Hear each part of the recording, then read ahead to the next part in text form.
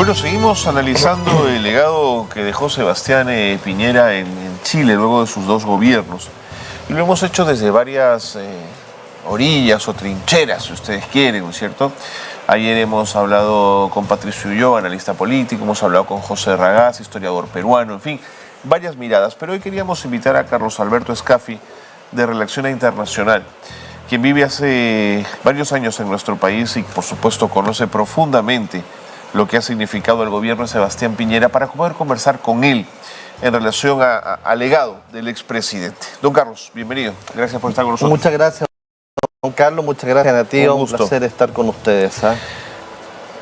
Más luces que sombras, más sombras que luces deja Sebastián Piñera en sus dos gobiernos.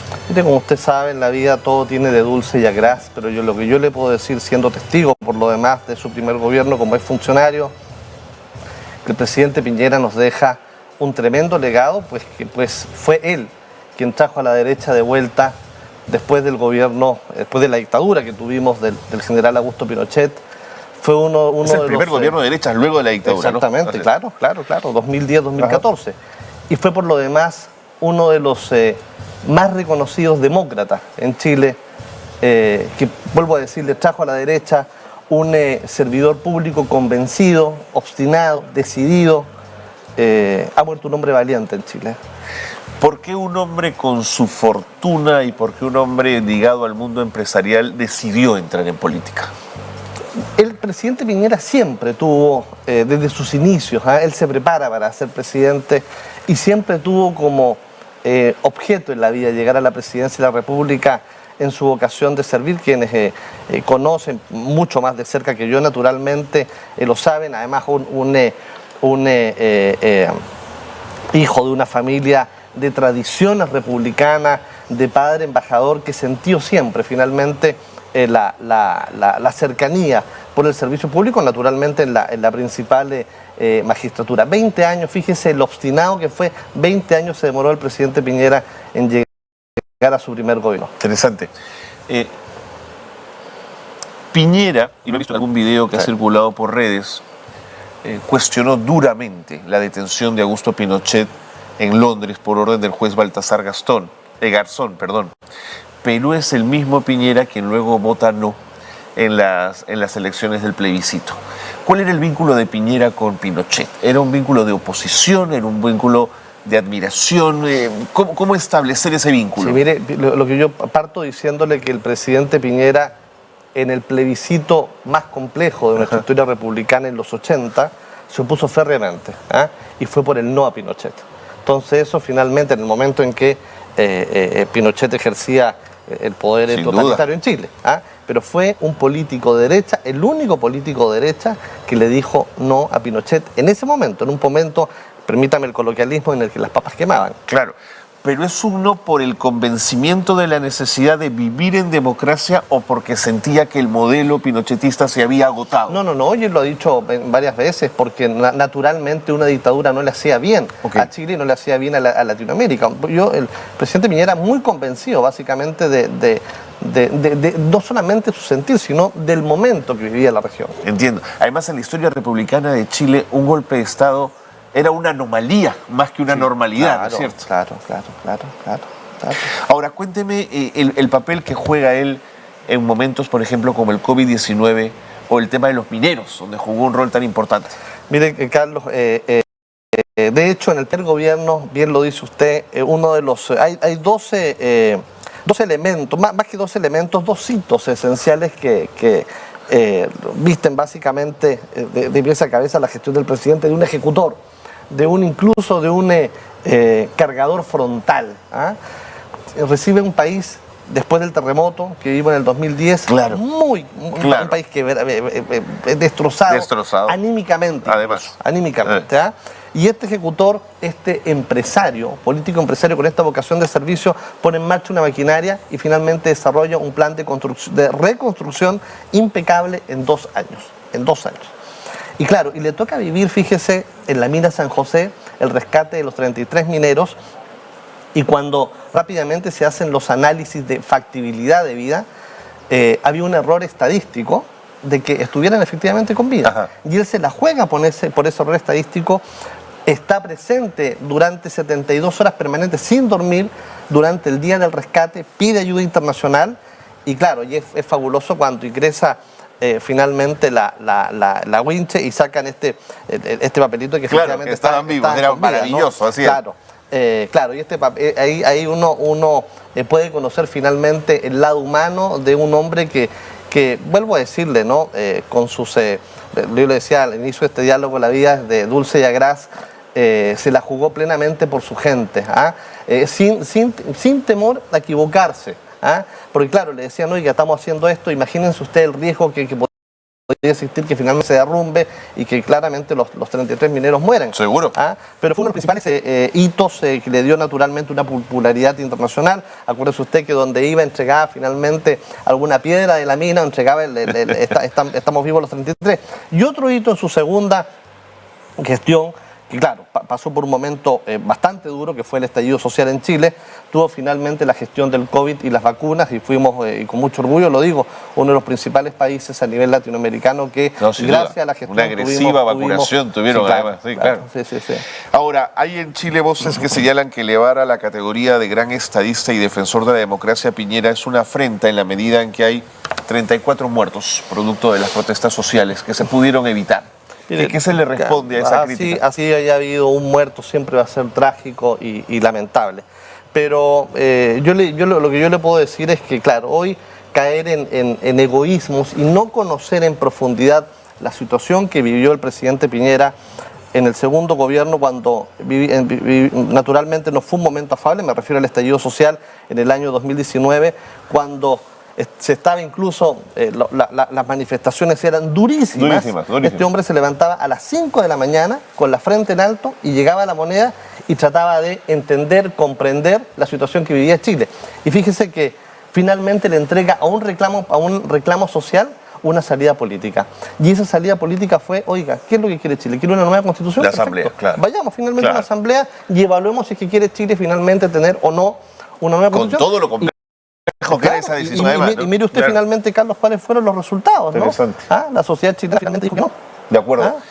¿Le ha sorprendido la cantidad de, a mí por lo menos sí lo ha hecho, la cantidad de mensajes de expresidentes latinoamericanos que han manifestado su pesar y su sentir? Sí, Carlos, por supuesto. ¿No? Uno es algo que lo conmueve, es algo que conmueve. El presidente Piñera quería mucho a Perú. La última vez que estuvo fue el 2021 para la asunción del presidente Castillo. Estaban en Torre Tagle, en el segundo piso Torre Tagle, con el presidente Castillo aún no asumido, era la previa para la asunción, y el presidente Castillo le dice al presidente Piñera, acompáñenos, no estaba en el programa, acompáñenos él tuvo una ceremonia en Ayacucho, en la Pampa de la Quina. No estaba en el programa y el presidente Piñera dice, sí, por supuesto, presidente. Vamos, él se sintió muy cómodo en Ayacucho, porque además la gente fue muy cálida, muy receptiva con él. Además, Piñera pues ha corrido por el golf. Era deportista, lo recuerdo. Jugaba mucho el presidente con Alan García en materias de competitividad. Incluso Alan García, hay una anécdota, ¿no?, que le dijo que él descendía del Inca Huayna Cápac, porque finalmente cuando fue Pedro de Valdivia a Chile, una sobrina de este Inca, que finalmente viaja con Pedro de Valdivia. Viaja con él, claro. Después en Chile se apellida Echenique, y la familia del presidente Piñera, la madre de él, se apellida Echenique, y por tanto el Sebastián Piñera Echenique, claro, y contaba esto siempre y reforzaba sus vínculos con Perú. Con cierto humor político recordamos también en el Perú el día en que el Tribunal de la Haya da su sentencia, su resolución respecto al diferendo marítimo. Y creo que Piñera, con una vocación natural de que no le gusta perder, se inventa una suerte de triángulo para explicar que no se había perdido del todo el mar. Luego renuncia, evidentemente, a esa situación. ¿Qué lo lleva a argumentar o a esgrimir esa lógica? No conozco el momento que usted relata, pero lo que sí conozco es que cuando el fallo se da en enero, el presidente decide llamar inmediatamente al presidente Humala, y le dice, oiga, presidente, acordemos finalmente una forma en la que las patrullas navales que vienen en la zona comiencen a despejarse y finalmente implementemos esto de la mejor manera posible, ¿no? En ese sentido fue muy respetuoso no solamente del derecho internacional, sino que de las formas, y sobre todo reconocía a Perú como un aliado esencial, estratégico, tenía una mirada conjunta con Perú, particularmente con Perú, y claro, era natural entonces el afecto que tenía este demócrata. Pero es curioso porque Michelle Bachelet en el inicio el diferendo lo toma con cierta acritud, con cierta molestia, pero Piñera se encarga de resolverlo, Sí, no le queda otra, claro, ¿no? Claro. Bueno, era el momento en que claramente la presidenta recibía la demanda, ¿no? Pero la presidenta Bachelet, acuérdese usted, desfiló con García en la Avenida Brasil, y cantó el himno nacional, vivió en Perú la presidenta. De acuerdo. Claro. Ahora, algo que siempre nos sorprende de la democracia chilena, en contraste con la nuestra, es cómo ustedes han podido resolver las diferencias políticas de una manera tan alturada. Es decir, Boric, rival político de Piñera, lo reconoce como un ex jefe de Estado, le da honores de expresidente, ¿no es cierto? Lo están velando en el Congreso de Chile. Funerales de Estado. ¿No es cierto? Son funerales de Estado. Entonces, es interesante cómo la política adquiere un nivel no de odios, vendetas y venganzas, sino de rivalidad, que es como debe tomarse. Sí, efectivamente son posiciones naturalmente en política. El presidente Boric, yo rescato, fue excesivo, muy respetuoso, muy cauto y respetuoso, y él en la intervención pública que hace a propósito del deceso del presidente Piñera, él dice, claro, ¿no? De acuerdo a la mirada que tenía el presidente en ese minuto, refiriéndose a su gobierno, y a pesar de las diferencias ideológicas, políticas que tenían en Chile, y eso, fíjense, nos genera a nosotros, a todos los chilenas, a todas las chilenas y chilenos, nos genera un sentido de identidad nacional, ¿no? Y cuando nos sucede un suceso, estamos acostumbrados a vivir, por lo demás, Carlos, sucesos trágicos. Además. Nos sabemos parar y creemos en la institucionalidad. Sí, pues. En ponernos toda la bandera, y, sí, pues, oiga, la institucionalidad predomina, se dejan de lado las diferencias y tenemos una mirada, una identidad nacional muy clara, muy concreta de un solo país. Y yo creo que es un ejemplo para Latinoamérica en general, para Latinoamérica en general.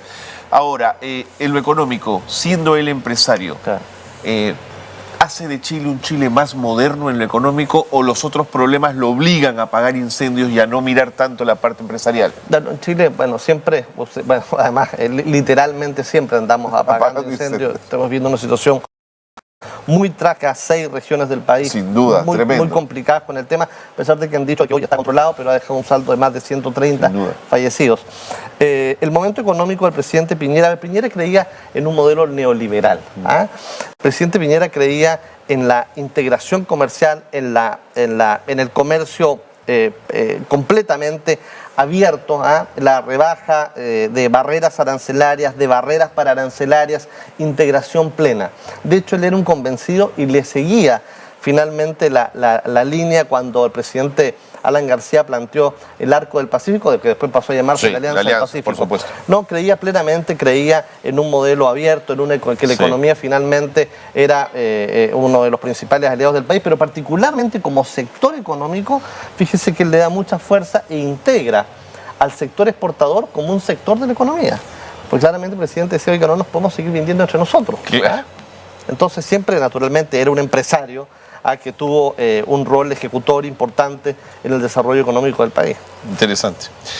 Don Carlos Alberto Escafi, muchas gracias por ayudarnos a entender un poquito más lo que fue la vida política de Sebastián Piñera. Muchísimas gracias. Carlos, yo le agradezco mucho a usted, le agradezco a Nativa, sobre todo que nos hayan recibido esta mañana y que finalmente se reconozca la estatura que tuvo este demócrata, el presidente Piñera. Muchas gracias. Gracias por venir.